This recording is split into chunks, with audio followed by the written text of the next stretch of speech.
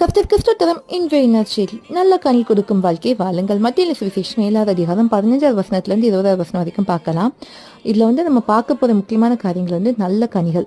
ஏன்னா நம்ம நல்ல கனிகள் கொடுத்தாதான் பரலோகத்துக்கு போக முடியும். அது மாத்திரம் இல்லை, நல்ல கனி கொடாத மரத்துக்கெல்லாம் என்ன தெரியுமா, அக்கினியிலே போடப்படும் வேடும்னு சொல்வேன்.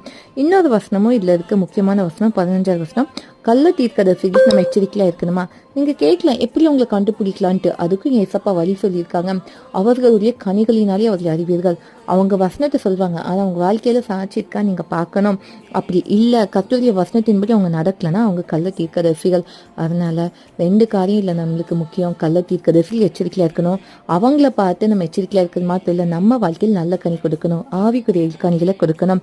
அப்படி கொடுக்கும்போது நம்ம வாழ்க்கை செழிக்கும். அது மாத்திரம் இல்லை, நம்ம நித்திய ஜீவனுக்குள்ள பிரவேசிப்போம். இதுதான் இந்த நற்செய்தி. நல்ல கனி கொடுக்க பஸ்டாண்டு நமக்கு உதவி செய்வார். தேவனுக்கு மட்டுமே மகிழ்ந்தாகும்.